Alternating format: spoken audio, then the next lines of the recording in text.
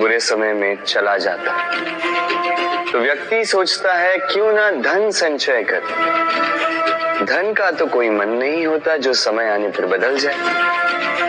संसार कहता है कि धन का संचयन करते रहो, बुरे समय में काम आएगा ही। मैं कहता हूं शुभ कर्म करते रहो, आनंदित रहो, स्वयं पर और ईश्वर पर विश्वास रखो, बुरा समय कभी आएगा ही नहीं।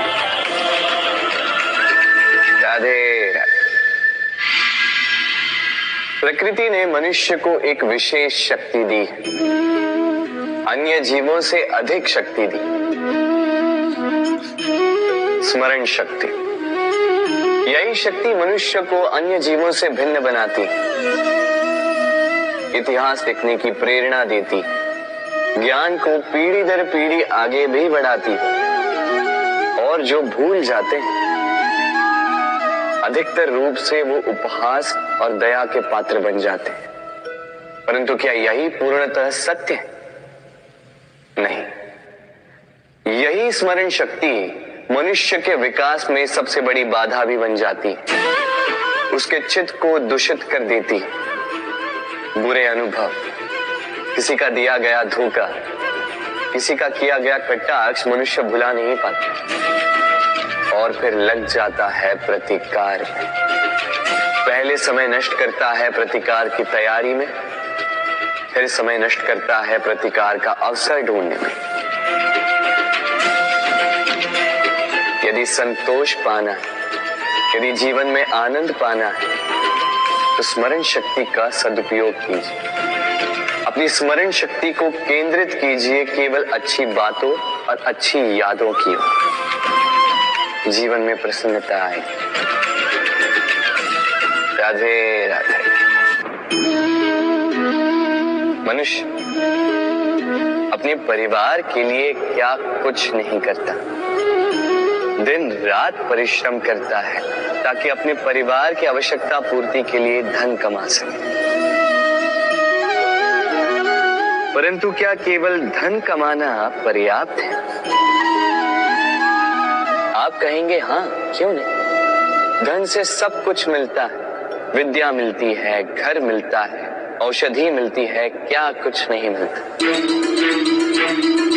ये सब एक सीमा तक ठीक है, किंतु तनिक मन से सोच के देखिए, जब बालक रोगी होता है तो वो उस कड़वी औषधि को क्यों पी लेता?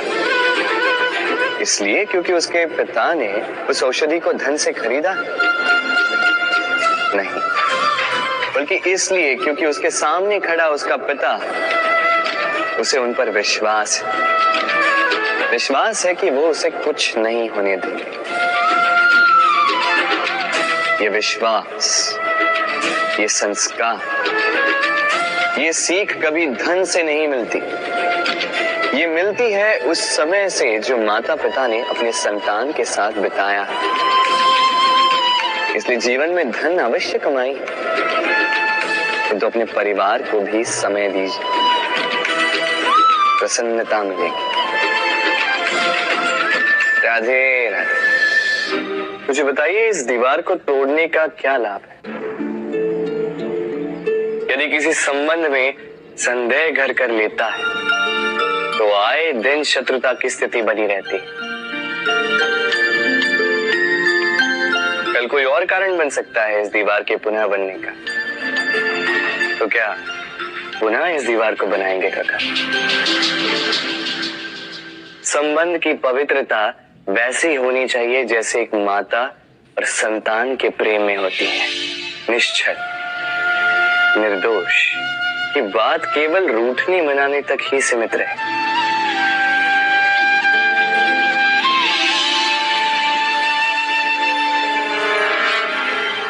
और कोई भी घुसपैठिया आकर भावों को दूषित न कर पाए, ना कोई वस्तु, ना कोई परिस्थिति, ना कोई व्यक्ति,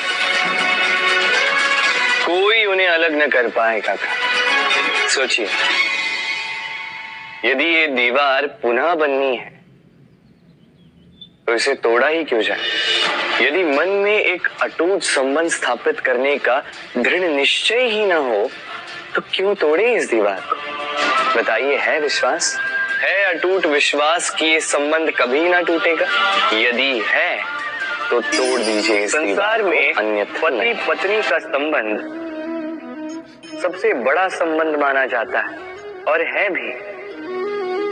सप्तपदी लेकर 7 जन्मों तक दोनों एक दूसरे के साथ जुड़ जाते हैं, एक दूसरे के अर्धांग बन जाते हैं।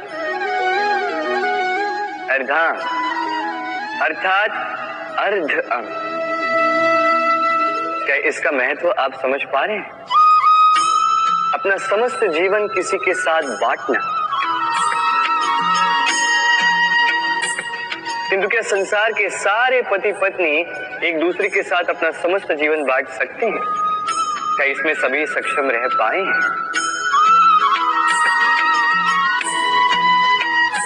अपना जीवन किसी और के साथ बांटने के लिए सबसे महत्वपूर्ण बात है स्वीकृति, स्वीकार करना। सामने वाले व्यक्ति को स्वीकार करना, उसकी अच्छाइयां भी, उसकी बुराइयां भी। संपूर्णतः रूप से व्यक्ति को स्वीकार करना होगा, तभी ये संबंध बढ़ेगा, तभी ये संबंध और भी सुंदर बनेगा। एक दूसरे के दोष ढूंढना, उन्हें गिनाना, ये केवल और केवल एक ही कार्य करता है, इस संबंध के जीवन का नाश करता है। बस बदले में होना ये चाहिए, एक दूसरे के दोष समझकर उन्हें आभास करवाए बिना उन्हें सुधार देना चाहिए, उनकी कमियों को उनकी शक्ति बना देनी चाहिए। यही तो होता है दाम्पत्य, यही होता है बुराइयों का दमन और यही होता है गुणों का उदय। राधे राधे।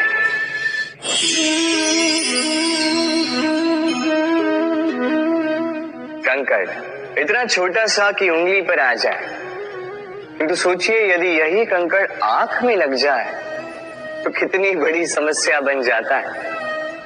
अब सोचिए ये कंकड़ आपके मार्ग में है, आप पादुकाएं पहनकर बड़ी सरलता से आगे निकल जा सकते हैं, किंतु यदि यही कंकड़ आपके पांव और पादुकाओं के बीच फंस जाए तो आप ठीक से चल नहीं पाएंगे, भले ही वो मार्ग पुष्पों से भरा क्यों ना। अर्थात आप बाहर की समस्याओं से, उन चुनौतियों से लड़ सकते हैं, भीतर की नहीं। भीतर की समस्याओं से लड़ना अत्यंत कठिन होता है, इसलिए सर्वप्रथम आप भीतर से शक्तिशाली हो जाइए, भीतर से पूर्ण हो जाइए, फिर आप इस संसार के समस्त समस्याओं और चुनौतियों से लड़ सकते हैं, आप विजयी हो सकते हैं। राधे राधे। प्रेम, ये प्रेम इस संसार में किसे नहीं भाता, हर किसी ने प्रेम का अनुभव किया ही, हर कोई जानता है ये प्रेम कितना सुंदर है, क्यों ना? ये प्रेम भाव इस संसार में सबसे शक्तिशाली भाव। अब हर शक्ति के साथ आते हैं कुछ उत्तरदायित्व। अब जैसे ही ये उत्तरदायित्व हमारे जीवन में आते हैं, हम सर्वप्रथम प्रेम को भूल जाते हैं, फिर हमें ये प्रेम, ये बोझ लगने लगता है। किंतु इस संसार का सत्य तो यही, हर प्रसन्नता के साथ उत्तरदायित्व आएंगे जिसका पालन हमें करना ही होगा। अब यदि मैं आपको उदाहरण दूं, आपके बगीचे में आप चाहते हैं कि एक सुंदर सा पुष्पों से भरा हुआ वृक्ष आए, तो सर्वप्रथम उसके लिए आपको जल और धूप का आयोजन करना होगा। हम सभी प्रतिदिन अपना कार्य करते हैं, तो कभी कुछ अधूरा रह जाता है, तो कुछ भूल हो जाती है, कभी कुछ हानि हो जाती है, और फिर उस भूल, उस हानि के अनुभव की पीड़ा तले हम दब जाते हैं। अब आप लोग कहेंगे कि ऐसा होना तो स्वाभाविक है। यदि ऐसा है तो तनिक सूर्य की ओर देखिए, वो प्रतिदिन अंधकार से लड़ता है और हर रात्रि के पश्चात एक नई ऊर्जा, एक नए तेज के साथ उदित होता है। तो क्यों ना आप भी अपने जीवन की बीती पुरानी बुरी बातों को भुलाकर अपना प्रत्येक दिन नई ऊर्जा, नए जीवन की तरह प्रारंभ करें। विश्वास कीजिए, आपका जीवन सरल हो जाएगा और आनंददायी भी। वृक्ष जब फलता है तो कितना सुंदर लगता है। उसकी डालियां झुक जाती हैं। जितने अधिक फल उतनी झुकी डालियां। कारण वृक्ष कहता है कि मेरे इन फलों को तोड़ो, उसका आनंद लो। इससे एक ओर हमें वृक्ष के मीठे फल खाने को मिलते हैं, तो दूसरी ओर वृक्ष के स्वयं का बोझ कम हो जाता है।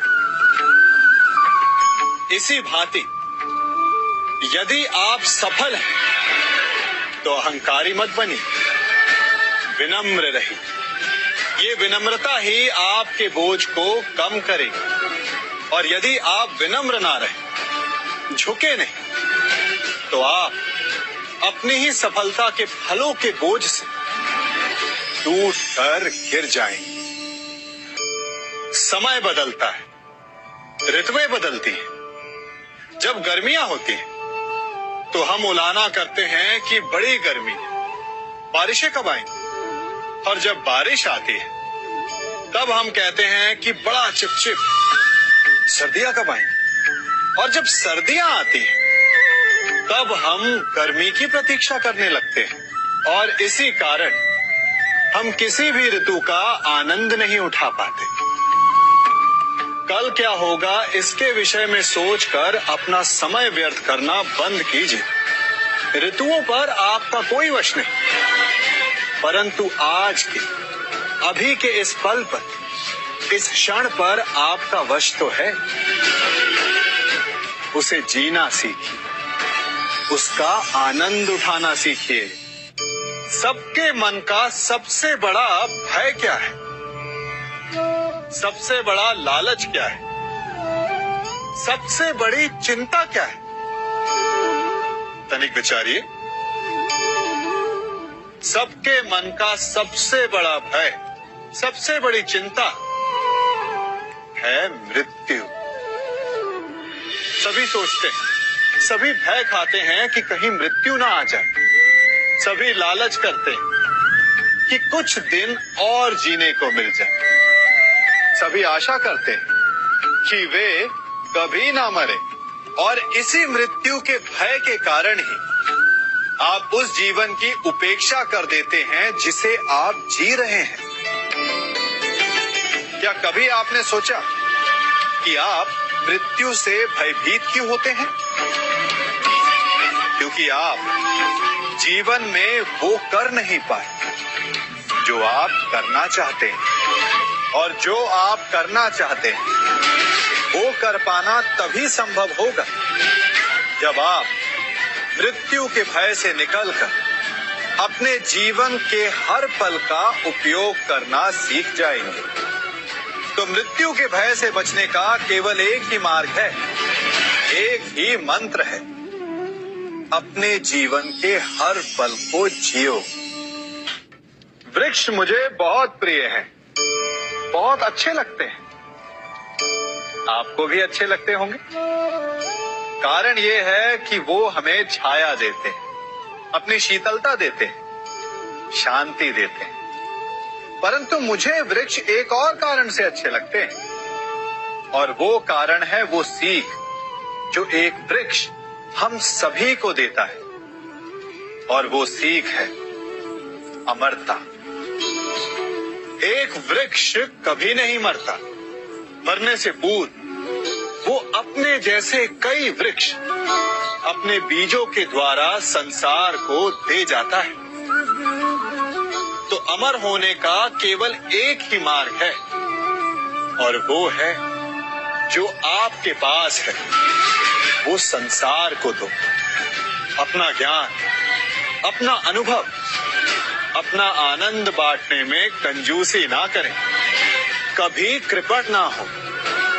तो आप संसार में सदा जीवित, सदा अमर रहेंगे।